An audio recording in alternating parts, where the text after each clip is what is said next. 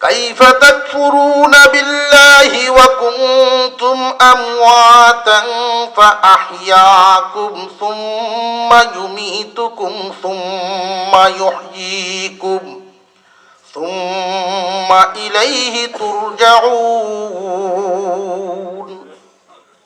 একদল মানুষ আল্লাহ মানে না, ইসলাম মানে না, ওরা বেঈমান, পরকাল বিশ্বাস করে না, তারা বেঈমান।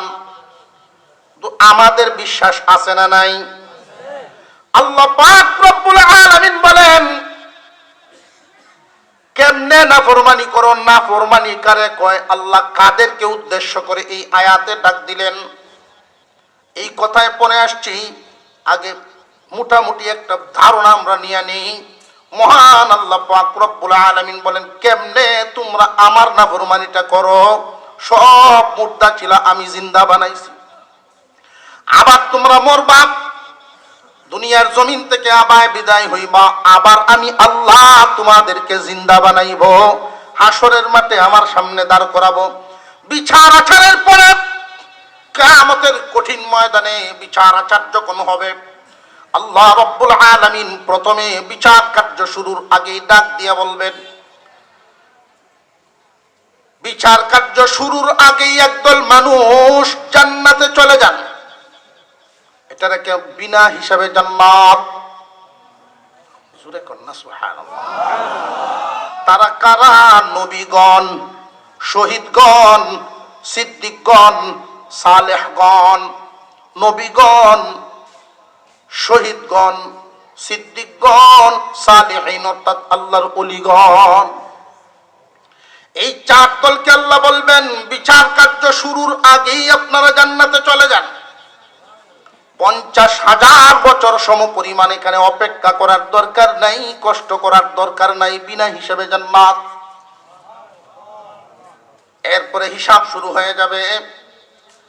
একদল জাহান্নামে যাবে, আর একদল দাঁড়ায় থাকবে, জান্নাতে যেতে পারবে না, তারা দাঁড়ায় থাকবে, বিচার শুরু হয় নাই তাদের জন্য।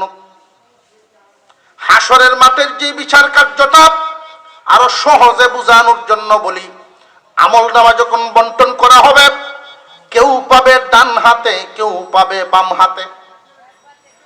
যারা বাম হাতে আমলনামা নিয়ে দাঁড়াইবে, আল্লাহ পাক রব্বুল আলামিন ঘোষণা দিবেন, তোমরা চিরস্থায়ী জাহান্নামী। কন্যা নাউযুবিল্লাহ। বাম হাতে আমলনামা পাবে তারা ঈমান হারা হইয়া গেছে। যাদের ঈমান নাই তারা ডান হাতে আমলনামা পাবে না, বাম হাতে আমলনামা নে চিরস্থায়ী জাহান্নামী বলে বিবেচিত হয়ে গেল। ডান হাতে আমলনামা নিয়ে যারা ঈমানদাররা দাঁড়াইবে, এই ঈমানদারদেরকে আল্লাহ 3 ভাগে বিভক্ত করবেন। কাফেরদের হিসাব বাদ, চিরস্থায়ী জাহান্নামী, এদের ঠিকানাই বানাইছেন আল্লাহ জাহান্নাম। কাফেররা জাহান্নামের লাকড়ি হবে। ঈমানদাররা কয় দল? যদি বুঝেন শেষ রাতের অস্ত ঘুম ভাঙ্গায় ভাঙ্গায় কোন লাগে। কয় দল? 3 দল। একদল বিনা হিসাবে জান্নাত, ওই যে 4 প্রকার বিনা হিসাবে জান্নাত, হিসাব নাই। এখন আর রইল কয় দল? এখন রইল 2 দল। একদল তো বিনা হিসাবেই নবীগণ, শহীদগণ, সিদ্দিকগণ, ওলিগণ, তারা বিনা হিসাবে জান্নাতি। বাকি রইল 2 দল। এই 2 দলের নাম মনে রাখার জন্য 2টা নাম, 2টা শব্দ মনে রাখবেন, পরহেজগার আর গুনাহগার। পরহেজগার আর গুনাহগার 2 দলেই কিন্তু ঈমানদার, তারা কিন্তু বেঈমান না। একদল পরহেজগার ঈমানদার আর একদল গুনাহগার ঈমানদার। আল্লাহ পাক রব্বুল আলামিন এই যে ডাকটা দিলেন, কাইফা তাকফুরুনা বিল্লাহ, আল্লাহর নাফরমানি তোমরা কেমনে করো? নাফরমানি কারা করে? কাদেরকে আল্লাহ নাফরমান বলে ডাক দিলেন? ওলিগণ তো বিনা হিসাবে জান্নাত,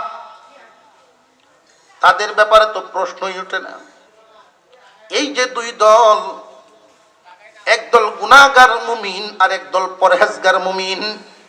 এই পরহেজগার মুমিনদেরকে আল্লাহ নাফরমান বলে ডাক দেন নাই, ডাক দিয়েছেন দুই দলকে। একদল হইল যারা চিরস্থায়ী জাহান্নামে চলে গেল, বেঈমান।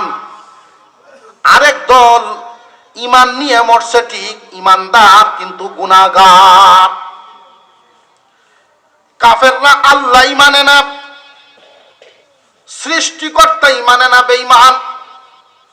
আল্লাহ বলেন কেমনে রে নাফরমানিটা করো, তুমি তো মুর্দা ছিলে, আমি আল্লাহ তোমারে জিন্দা বানাইছি। অক্সিজেন যদি ব্যবহার করা লাগে কোন হাসপাতাল থেকে 24 ঘন্টা অক্সিজেনের কি পরিমাণ বিল দেও, অথচ এই অক্সিজেন শুধু বোতলে ভরার কারণে যদি এই পরিমাণ বিল হয়, রে দুনিয়ার মানুষ, অক্সিজেন বানাইছি আমি আল্লাহ, আমার বিল কত হবে? এক বোতল পানি কিনলে যদি 30 টাকা দোকানদাররে দেওয়া লাগে, এই বোতলে ভরার কারণে তার যদি দাম হয় 30 টাকায়, পানির ফুটাটা আমি আল্লাহ বানাইছি। আল্লাহ পাক বলেন কাফেররা রে, যারা আল্লাহকে মানে না, এদের ব্যাপারে আল্লাহ বলেন তোরা নাফরমান, কেমনে আল্লাহর নাফরমানি করো? একদল ভাইলাম আল্লাহ মানে না যারা, বেঈমান। আরেক দল হইল গুনাহগার ঈমানদার, এদেরকেও সম্বোধন করে আল্লাহ বলেন তোরা তো আমাকে মানতি, আমাকে বিশ্বাস করেছ যে আমি আল্লাহ আছি, পরকাল আছে, হাসরের মাঠ আছে, জান্নাত জাহান্নাম আছে, এই কথা বিশ্বাস করার নামই তো ঈমান। বিশ্বাস করেছ ঠিক, রব মানছ ঠিক, কিন্তু রবের কথায় চলছ না। এরাও নাফরমান। নাফরমানের দল কয়টা? কথা বুঝে আসতেছে? হাসরের মাঠে আল্লাহ পাক রব্বুল আলামিন এই নাফরমানদের দল আর ফরমানবদারদের দল, দুইটা দলরে আরেকটু ভাগ করলে আরো পরিষ্কার হবে বিষয়টা, সারা জীবন মনে থাকবে। নাফরমান যারা বেঈমান নাফরমান, চিরস্থায়ী জাহান্নামী। ঈমানদার নাফরমান জাহান্নামে জ্বলবে ঠিক, কিন্তু চিরস্থায়ী না। জাহান্নামের সাজা ভোগ করার পরে মুক্তি পায়া জান্নাতি হবে। পক্ষান্তরে ফরমানবদার যারা, যারা নাফরমান না, তারা দুই ভাগে বিভক্ত। ঈমানদার একদল, নবীগণ, শহীদগণ, সিদ্দিকগণ, সালেহগণ, তারা ভিআইপি বিনা হিসাবে গেল। আরেক দল পরহেজগার মুমিন, তারা নাফরমান না, তাদের আল্লাহ হিসাব নিবেন ঠিক, কিন্তু সহজ হিসাবে জাহান্নামে না নিয়ে সরাসরি জান্নাত দিবেন। জান্নাতে যাওয়ার কারণ হলো আকাঙ্ক্ষা পূরণ করা। জান্নাতে আল্লাহ আমাদেরকে কেমনে রাখবেন, এই কথাটা এক আয়াতে আল্লাহ বলেন ইন্নাল্লাযীনা আমানু ওয়া আমিলুস সালিহাতি কানাত লাহুম জান্নাতুল ফিরদাউসি নুজুলা খালিদিনা ফীহা লা ইয়াবগুনা আনহা হিওয়ালা।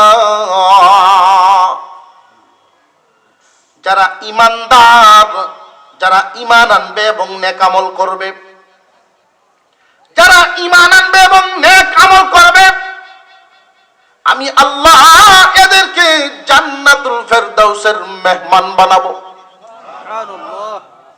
আল্লাহ এদেরকে জান্নাতে মেহমান বানায় রাখবেন, মেহমান। এই শব্দটা শোনার পরে একজন মানুষ, জ্ঞানী গুণীরা মনে মনে ভাবতে পারেন, দুনিয়ার জমিনে দেখছি মেহমান কারোর বাড়িতে গেলে বেশি দিন থাকে না।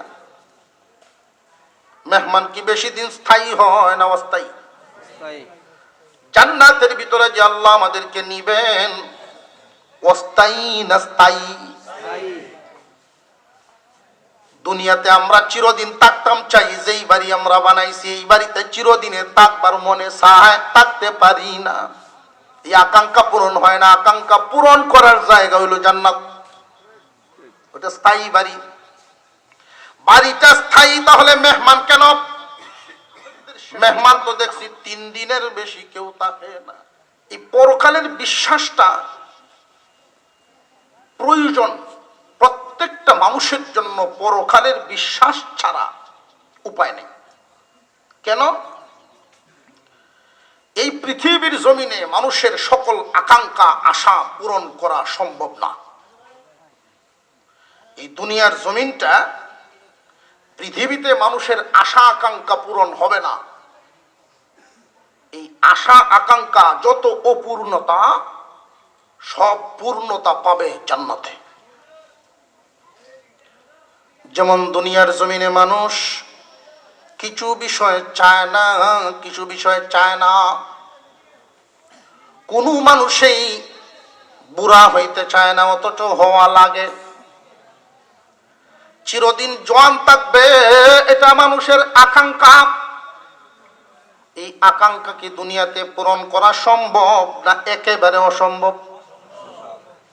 যদি পূরণ করা যাইত, পয়সাওয়ালারা কোনোদিন বুড়া হইতো না। আল্লাহ পাক রব্বুল আলামিন বলেন, বান্দা বান্দিরা শোনো, তোমাদের এই আকাঙ্ক্ষাটা পূরণ করার জন্য আমি একটা জায়গা বানাইছি, তার নাম জান্নাত।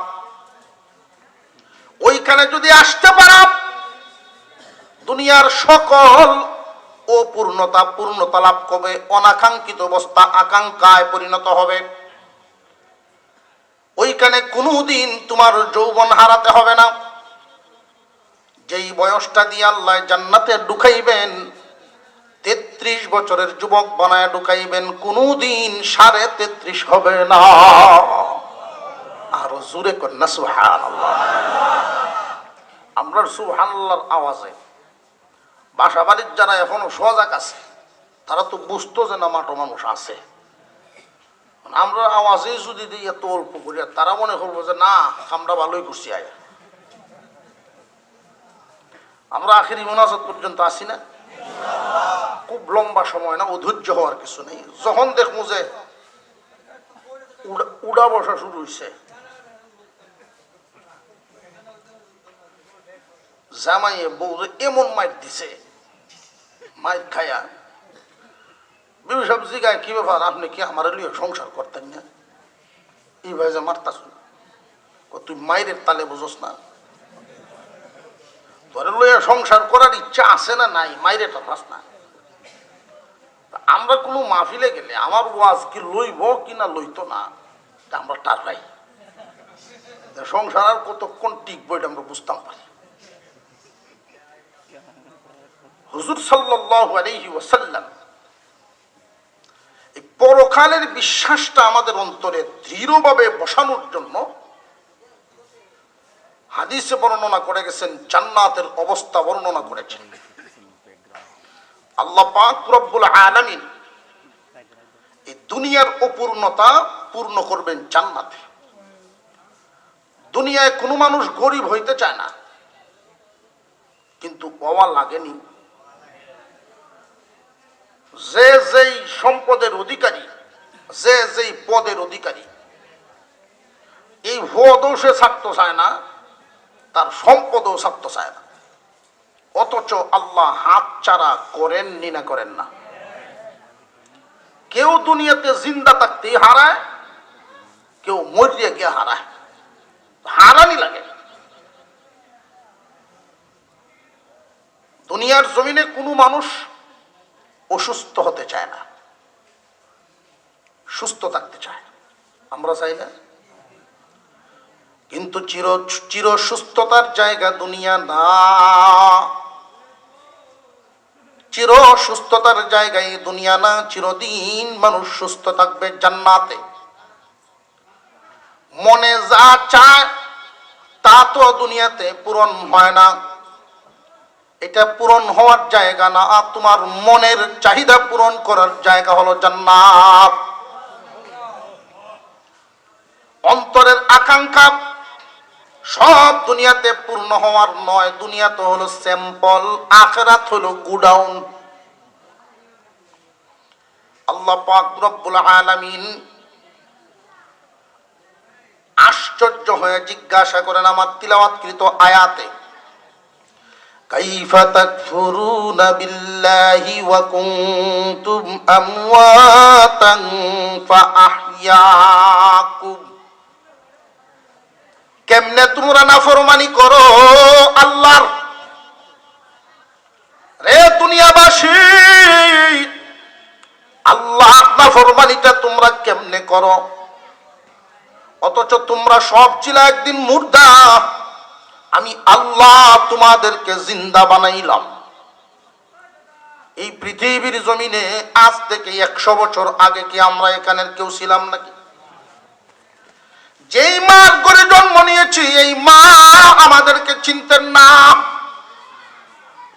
আল্লাহ পাক রব্বুল আলামিন জিজ্ঞাসা করেন কাইফা তাকফুরুনা বিল্লাহ, তোমরা কেমনে আল্লাহর নাফরমানি করো? কুনতুম আমওয়াতান, তোমরা সব ছিলা মুর্দা। দুইজন মানুষের মিলনের মাধ্যমে আরেকজনের জন্ম হয়, এটাই দুনিয়ার নীতি। আমরা যখন মার গর্ভে ছিলাম, এর আগে একটা জায়গায় ছিলাম, সেই জায়গাটার নাম আলমে আরহা, রুহের জগৎ। কিসের জগৎ? এই রুহের জগৎ। একদিন দুনিয়াতে ছিলাম না, একদিন থাকবো না, এই দুই কথা না, আরো দুইটা আছে। মোট কথা হলো 4টা। যেদিন ছিলাম না কোথায় ছিলাম, যেদিন থাকবো না কোথায় যাব। আমরা দুনিয়ার জমিনে যেই দিন ছিলাম না, রুহের জগতে ছিলাম। মাঠ গর্ব স্টেশন নিয়ে দুনিয়ার জমিনে আসলাম। দুনিয়াতে যেই দিন থাকবো না, কবর নামক স্টেশন নিয়ে পরকালে কেউ যাবে জান্নাতে, কেউ যাবে জাহান্নামে। আল্লাহ পাক রব্বুল আলামিন ইচ্ছা করলে তো রুহের জগৎ থেকেই জান্নাত দিতে পারতেন না? পারতেন না? আরো জোরে কর। কেন দিলেন না? এই দুনিয়ার জমিন নামক জায়গায় আল্লাহ পাঠালেন, দুনিয়াটা পরীক্ষার হল।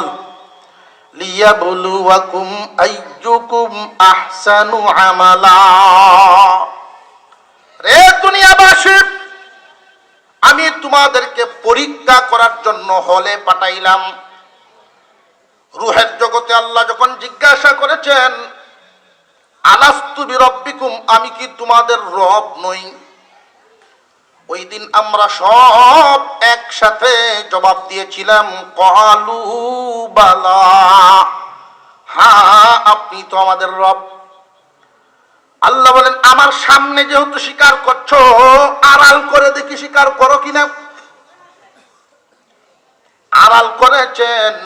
এই দুনিয়া নামক জায়গা, মার গর্ব একটা স্টেশন, আছি দুনিয়ায়, কবর নামক একটা স্টেশন হয়ে যাব পরকালে। আল্লাহ পাক রব্বুল আলামিন পরীক্ষা করার জন্য পাঠাইছেন। এই পরীক্ষার হলে আইসা কেউ ফেল করে যাবে, কেউ পাশ করে যাবে। আল্লাহ পাক রব্বুল আলামিন জানায় দিলেন তোমরা সব ছিলা মুর্দা, আমি আল্লাহ তোমাদেরকে জিন্দা বানাইছি। আমরা দুনিয়ায় আনছেন কে? মার গর্ভে যখন আমরা আসলাম, আমাদের দুনিয়াতে আসার সংবাদ শুই না, মা খুশি, বাবা খুশি, দাদা দাদি আত্মীয় স্বজন সব খুশি হয়ে গেছে। কিন্তু আমি আপনি মার গর্ভে কি খাবো, কেমনে থাকবো, এই চিন্তা করেছেন কে? যখন সময় পূর্ণ হলো মার গর্ভে, ওইখান থেকে দুনিয়াতে কিন্তু আমি আপনি আসতে পারি নাই, আল্লাহ আনছে। এই কথাটা আল্লাহ নিজে উল্লেখ করে বলেন ওয়াল্লাহু আখরাজাকুম মিন বুতুনি উম্মাহাতিকুম লা তা'লামুনা শাইআ। রে দুনিয়ার মানুষ, আল্লাহু আখরাজাকুম, আল্লাহ তোমাদেরকে বের করেছেন কোথায় থেকে? মিন বুতুনি উম্মাহাতিকুম, মার গর্ভ থেকে। কোন অবস্থায় তোমরা বের করেছে জানো নি? লা তা'লামুনা শাইআ, কিছুই জানতে না, কিছুই বুঝতে না, বলতেও পারতে না, আর চলতেও পারত না। এত দুর্বল অবস্থায় মাজুর বানায় আল্লাহ দুনিয়াতে তোমার আমারে আনছেন, আর এখন বড় হইয়া বুঝি আল্লাহর নাফরমানি করো।